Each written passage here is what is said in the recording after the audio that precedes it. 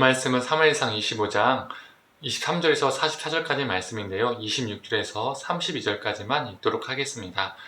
내 주의 여호와께서 살아계심을 두고 맹세하노니 내 주도 살아계시거니와 내 주의 손으로 피를 흘려 친히 보복하시는 일을 여호와께서 막으셨으니 내 주의 원수들과 내 주를 해하려 하는 자들은 나발과 같이 되기를 원하나이다. 요정이 내 주께 가져온 이 애물을 내 주를 따르는 이 소년들에게 주게 하시고 주의 요정의 허물을 용서하여 주옵소서. 여호와께서 반드시 내 주를 위하여 든든한 집을 세우시리니 이는 내 주께서 여호와의 싸움을 싸우심이요 내 주의 일생에 내 주에게서 악한 일을 찾을 수 없음이니이다. 사람이 일어나서 내 주를 쫓아 내 주의 생명을 찾을지라도 내 주의 생명은 내 주의 하나님 여호와와 함께 생명싸개 속에 쌓였을 것이요 내 주의 원수들의 생명은 물매로 던지듯 여호와께서 그것을 던지시리이다. 여호와께서 내 주에 대하여 하신 말씀대로 모든 선을 내 주에게 행하사 내 주를 이스라엘의 지도자로 세우실 때에 내 주께서 무죄한 피를 흘리셨다든지 내 주께서 친히 보복하셨다든지 함으로 말미암아 슬퍼하실 것도 없고 내 주의 마음에 걸리는 것도 없으시리니 다만 여호와께서 내 주를 후대하실 때에 원하건대 내 주의 요정을 생각하소서 하니라. 다윗이 아비가일에게 이르되 오늘 너를 보내어 나를 영접하게 하신 이스라엘의 하나님 여호와를 찬송할지로다. 아멘. 아침 묵상을 들으시는 모든 성도님들에게 하나님의 은혜가 있기를 간절히 소망합니다. 오늘 본문을 보면 다윗을 만난 아비가일은 급히 나귀에서 내려서 다윗에게 엎드립니다. 그리고 자신을 요정으로 표현하고 다윗을 주라고 표현하고 있습니다. 나발이 다윗을 향해서 주인에게 도망간 종이라고 표현한 것과 대비가 되죠. 그녀는 다윗에게 사죄를 합니다. 그리고 그녀는 하나님께서 다윗을 위해 든든한 집을 세울 것이다 라고 말을 하죠. 이 말의 뜻이 무엇이죠? 하나님께서 다윗을 왕으로 세우시고 다윗의 왕조를 세우실 것이다 라는 뜻을 가지고 있습니다. 또한 그녀는 다윗은 여호와의 싸움, 즉 여호와의 전쟁을 하는 사람이며 하나님께서 늘 그를 보호해 주신다라고 말합니다. 그녀는 남편 나발과 전혀 다른 모습을 보여주고 있습니다.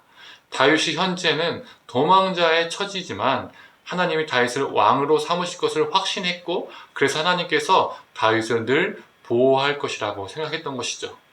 나발과 완전 다릅니다. 또한 그녀는 만약에 나발과 그의 사람들을 다윗이 죽이게 된다면 후에 다윗이 왕이 되었을 때 그 과거의 사건이 두고두고 다윗의 오점이 될 수 있다는 것을 다윗에게 말해줍니다. 분명 나발은 다윗을 모욕했지만 나발만이 아니라 나발의 모든 사람까지도 다 죽이겠다고 결심한 그 모습은 다윗이 지금까지 보여주었던 평소의 모습과는 너무나 다른 모습이죠. 그래서 학자들은 사무엘의 죽음이 그로 하여금 큰 상심을 불러일으켰을 것이다. 그가 감정이 크게 요동치고 있었을 것이다. 그 상태에서 나발의 모욕을 듣게 되었고 그것이 이 나발의 감정을 격동시켰을 것이다 라고 해석하는 분들도 있습니다. 어찌됐든 다윗의 모습은 평상시와 다르게 이성을 잃은 것 같고 상당히 감정적이었습니다. 이렇게 감정적으로 대학살을 행하게 된다면 아비가일의 말대로 분명 다윗은 오점을 남기게 됩니다. 사울이 높 사람들을 대학살했던 것처럼 다윗은 갈멜 사람들을 대학살하는 사람이 되는 것이죠. 백성들에게는 자신의 동족을 죽여서라도 왕이 된 사람, 그렇게 다윗은 기억되게 될 것입니다. 제2의 사울이 되는 것이죠. 이 아비가일의 말을 듣고 다윗은 정신이 번쩍 들었습니다. 자신이 흥분하여 큰 과오를 행할 뻔했다는 것을 인정하죠. 다윗은 나발과 나발의 사람들을 죽이지 않기로 결심합니다. 아비가일은 참 지혜로운 사람입니다. 다윗의 군사들이 무서웠다면 자신의 목숨만 귀했다면 자신만 도망가면 됐을 것입니다. 그러나 그녀에게는 무고한 자들의 생명도 중요했었습니다. 그래서 다윗과 그의 군사들을 가로막고 다윗이 왕이 됨을 하나님의 뜻임을 말하고 또 다윗의 생각을 바꾸었습니다. 다윗이 범죄하지 않도록 막았습니다. 그리고 수많은 사람들의 생명을 구했습니다. 즉 아비가일은 다윗도 살리고 나발의 사람들도 살리게 된 것이죠. 이렇게 하나님의 뜻을 분별하는 지혜로운 자는 생명을 구합니다. 그런데 나발은 어떻습니까? 나발의 상태는 어떻습니까? 자신이 죽을 뻔했던 사실도 모른 채 36절에 보면 아비가일이 사태를 수습하고 돌아왔을 때 그는 취할 대로 취해서 흥에 겨워 하고 있었습니다. 이 나발이라는 이름의 뜻이 무엇인지 아십니까? 미련한 자, 어리석은 자란 뜻입니다. 우리말로 더 쉽게 표현하면 바보 멍충이라는 겁니다. 그리고 그는 얼마 후에 하나님의 심판으로 죽음을 맞이하게 됩니다. 나발은 멍청하고 바보였기 때문에 자신의 생명이 어찌 될 뻔한지도 모른 채 술에 흥청망청 취해 있었고 결국에는 하나님의 심판으로 생명을 잃게 된 것이죠. 그러나 아비가일은 지혜로운 자였기 때문에 다른 이들의 생명을 구했습니다. 우리도 나발이 아니라 아비가일과 같은 존재가 되기를 원합니다. 눈앞에 보이는 나의 이익을 쫓아 살다가 자신이 정작 죽어가는지도 모르는 그런 어리석은 사람이 아니라 아비가일처럼 하나님의 뜻이 어디에 있는지 분별할 줄 알고 그 뜻을 행하며 사는 자, 그래서 죄악을 막고 생명을 구하는 자가 되기를 간절히 소망합니다. 함께 기도하겠습니다.